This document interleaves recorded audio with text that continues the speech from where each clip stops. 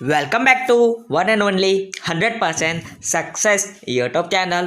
તો ફ્રેન્ડ્સ, આજનો આપણો ટોપિક તમે થંબનેલમાં જોઈ રહ્યા છો, ઇકોનોમિક્સ બરાબર, અર્થશાસ્ત્રના જે કોમ્પિટિટિવ એક્ઝામમાં પ્રશ્નો પૂછાણા હોય એનું સોલ્યુશન કરવું છે. કારણ કે મિત્રો, ગુજરાત ગૌણ સેવા પસંદગી મંડળ દ્વારા ઓડિટર સબ ઓડિટરની એક્ઝામ નજીક આવી રહી છે, આવું કહી શકાય બરાબર. હિસાબનીશ બરાબર, હિસાબનીશની જે એક્ઝામ તિજોરી વિભાગ માટે એ ડિક્લેર થઈ ગઈ છે. તો મિત્રો, એ બધાને સાંકળીને એક જોરદારનો અર્થશાસ્ત્રનો ટેસ્ટનો વિડીયો તમારી સમક્ષ પ્રસ્તુત કરવા જઈ રહ્યો છું. ત્યારે આજના આ વિડીયોની શરૂઆત કરીએ એક પંક્તિથી, અને એ પંક્તિ તમે જાણો છો, खुद को कर बुलंद इतना कि खुद खुदा भी बंदे से पूछे बता तेरी रजा क्या है बराबर. અને એને આપણે કહીએ કે હે ખુદા, હું સબ ઓડિટર તો બનું જ. તો ચાલો શરૂઆત કરીએ આપણા આ વિડીયો લેક્ચરની. મિત્રો, પહેલો જ પ્રશ્ન વારંવાર પૂછાય છે કોમ્પિટિટિવ એક્ઝામમાં, આરબીઆઈની સ્થાપનાનું વર્ષ જણાવો. આવો પ્રશ્ન બરાબર, આરબીઆઈની સ્થાપનાનું વર્ષ તો 1935. હવે મિત્રો, તારીખ સહિત બોલવું હોય તો 1 એપ્રિલ 1935 બરાબર, 1935 ના રોજ ભાઈ આરબીઆઈની સ્થાપના થઈ હતી બરાબર. 1 એપ્રિલ 1935. આ વારંવાર કોમ્પિટિટિવ એક્ઝામમાં પૂછાતો પ્રશ્ન છે. મિત્રો, આની પછીનો પ્રશ્ન એ પણ વારંવાર રિપીટ થતો હોય છે. આરબીઆઈ એક્ટ ક્યારે આવ્યો હતો? તો મિત્રો, એક્ટ પહેલા આવી ગયો હતો બરાબર. 1934માં આરબીઆઈ એક્ટ આવી ગયો હતો, તો આ પણ યાદ રાખો. ત્યારબાદ ત્રીજો પ્રશ્ન આવી ગયો છે, આરબીઆઈ કઈ કલમ અંતર્ગત ચલણી નોટો બહાર પાડે છે? વારંવાર રિપીટ થાય છે કોમ્પિટિટિવ એક્ઝામમાં. તો કલમ 22 અંતર્ગત આરબીઆઈ એક્ટ 1934ની ભાઈ કલમ બરોબર, 1934ની કલમ નંબર 22માં મિત્રો, કઈ કલમમાં? 22માં એવું સૂચન કરેલું છે કે રૂપિયા 2 થી લઈને 10,000 સુધીની નોટો આરબીઆઈ બહાર પાડી શકે છે બરાબર. મિત્રો, સાથે સાથે વાત કરી દઉં તો રૂપિયા 1ની નોટ અથવા તો સિક્કાઓ તો કોણ બહાર પાડે? નાણાં મંત્રાલય બરાબર, નાણાં મંત્રાલય બહાર પાડે. એટલે એમાં સહી કોની હોય? તો નાણાં સચિવની સહી હોય. કોની હોય? નાણાં સચિવની સહી હોય ભાઈ. આ પણ યાદ રાખો, કારણ કે આ પણ પૂછાતું હોય છે કોમ્પિટિટિવ એક્ઝામમાં. આવા રિલેટેડ પ્રશ્નો વારંવાર પૂછાતા હોય, આવા એકબીજા સાથે સંકળાયેલા પ્રશ્નો પણ ક્યારેક એક્ઝામમાં ટપકી જતા હોય છે ભાઈ. આગળ વધીએ. બેંક શબ્દ ફ્રાન્સના કયા શબ્દ પરથી ઉતરી આવ્યો છે? તો બેંકા બરાબર, બેંકા. અને એમાં પણ મિત્રો તમે જોઈ રહ્યા છો, બેંકા શબ્દ ઉપરથી ભાઈ ઉતરી આવ્યો છે. આ હકીકત છે, પરંતુ આમાં સ્પેલિંગમાં તકલીફ પડે ભાઈ બરાબર, સ્પેલિંગમાં તકલીફ પડે. એટલે યાદ રાખો કે બેંકા બરાબર, બેંકાનો કયો સ્પેલિંગ સાચો છે મિત્રો? યસ, તમે કમેન્ટ સેક્શનમાં પણ મને કમેન્ટ કરીને જણાવી શકો છો. બાકી હું તમને સાચો જવાબ કહું તો બેંકા બરોબર, BANCA, બેંકા આ સાચો જવાબ બને છે ભાઈ. આ એનો સાચો જવાબ બની રહ્યો છે.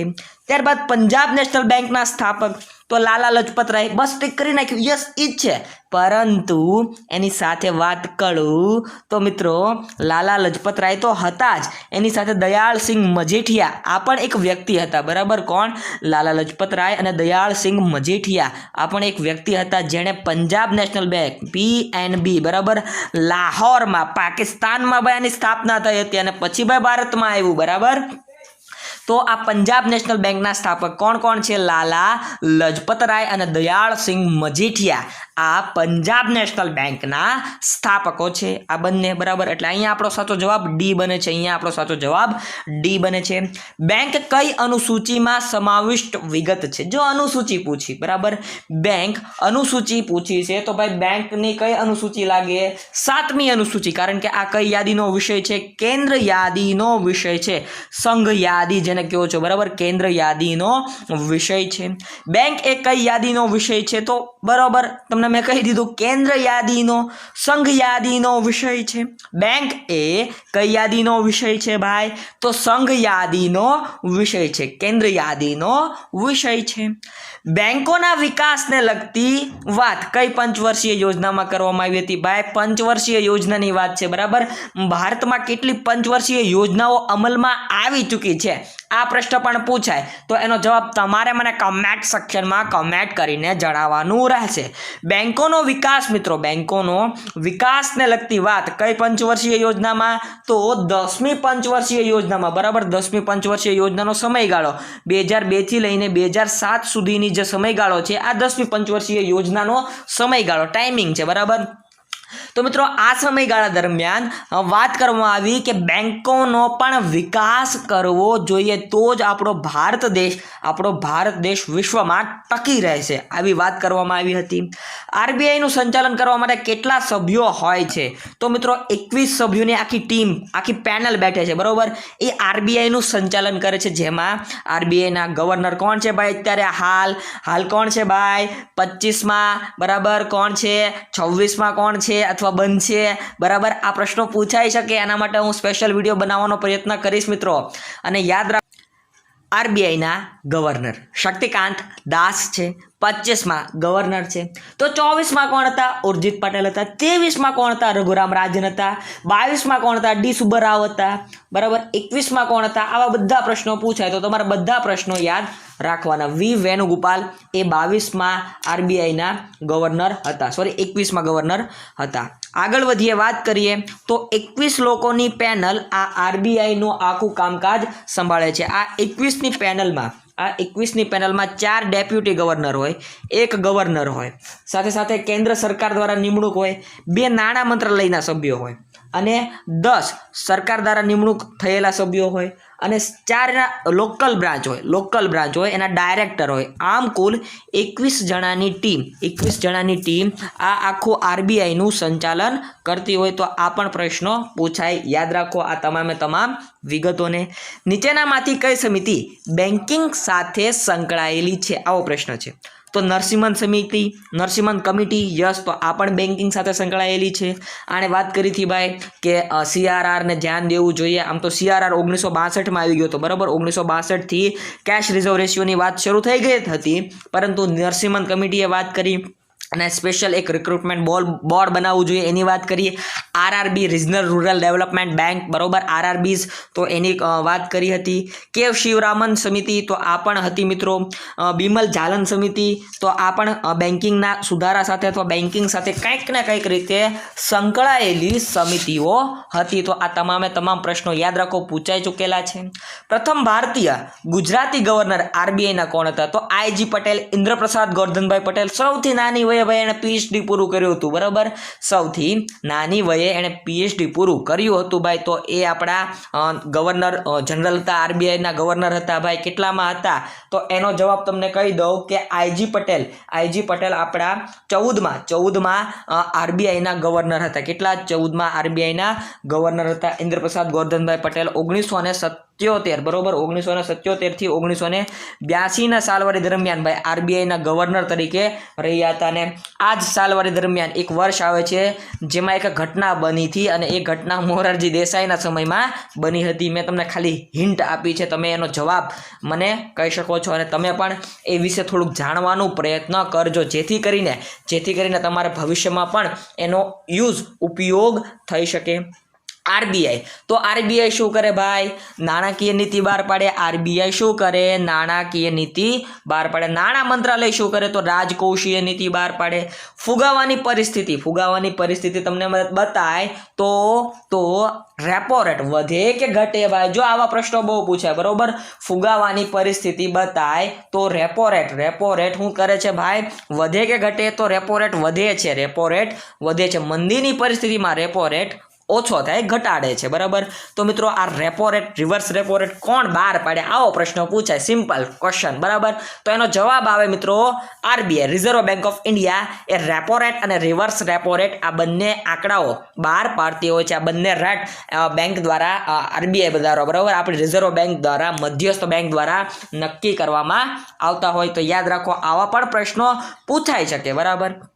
ત્યારબાદ આરબીઆઈની કઈ કલમ અંતર્ગત ભાઈ મોનેટરી પોલિસી, બરાબર, મોનેટરી પોલિસી કમિટી બનેલી છે, આવો પ્રશ્ન પૂછાય. તો યાદ રાખો મિત્રો કે આરબીઆઈની 45 ZB કલમ 45 ZB અંતર્ગત શું બનેલું છે?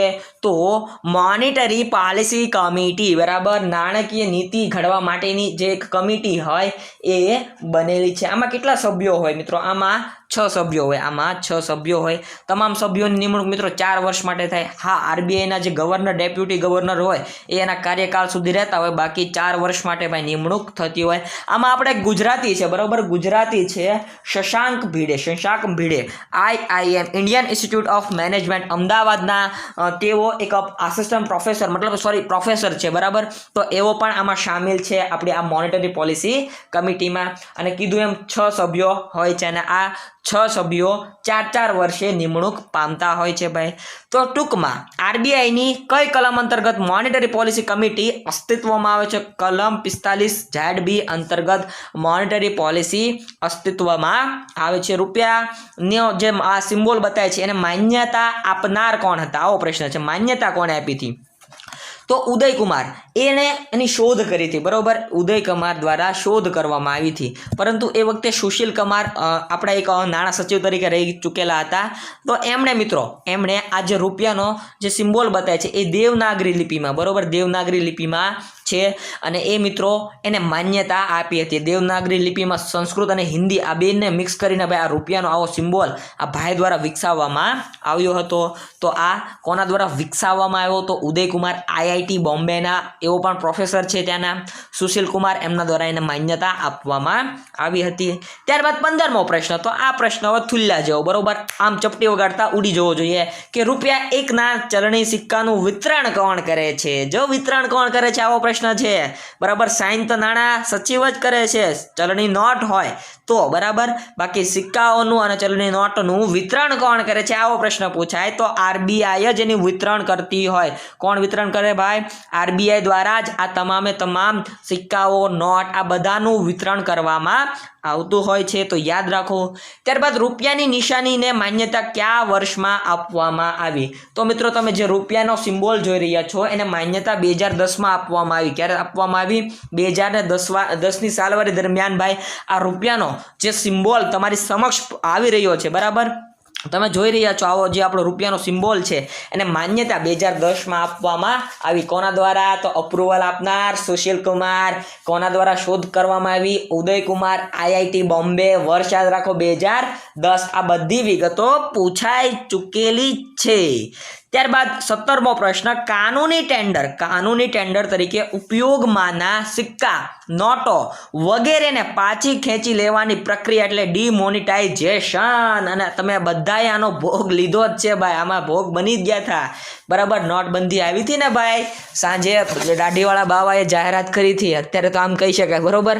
પરંતુ ભાઈ આ ડિમોનિટાઇઝેશનના પ્રશ્નો વારંવાર પૂછાણા હતા. શું કામ? કે એ સમયે તલાટીની એક્ઝામ હાઇલાઇટમાં હતી, એટલે ડિમોનિટાઇઝેશનના પ્રશ્નો વારંવાર આ પૂછાઈ ગયા હતા તલાટીની એક્ઝામમાં. તલાટીના કોઈ પણ પ્રશ્નપત્ર લો, 4 પ્રશ્નપત્ર હતા, એમાંથી 2 થી 3 પ્રશ્નો ભાઈ ડિમોનિટાઇઝેશન વિશેના જ હતા.